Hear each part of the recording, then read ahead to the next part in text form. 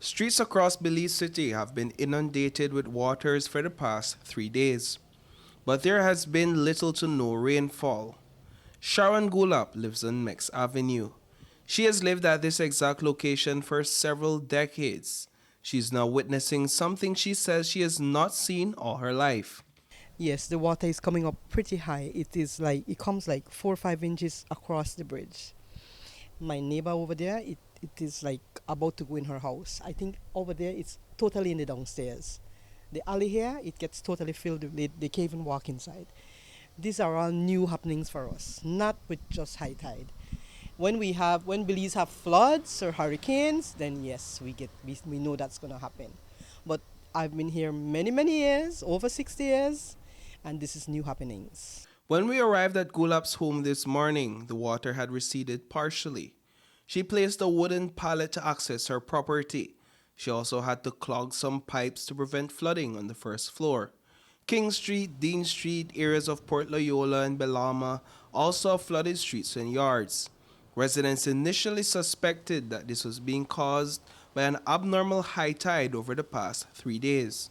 But the National Hydrological Service says otherwise. The flooding that is currently being experienced in Belize City is as a result of the riverine flooding.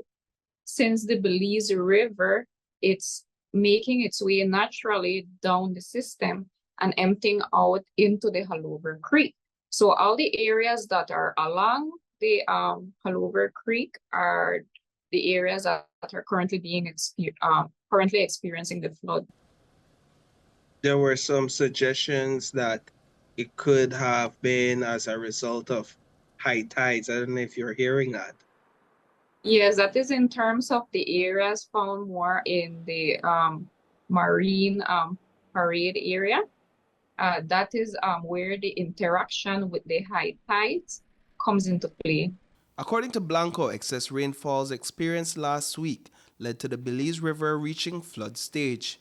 She advises residents to continuously monitor the situation as they are unable to provide an exact time period for the river to return to its average height. So all this rain allowed the Mopan River, the Makal River to reach at a bank full stage.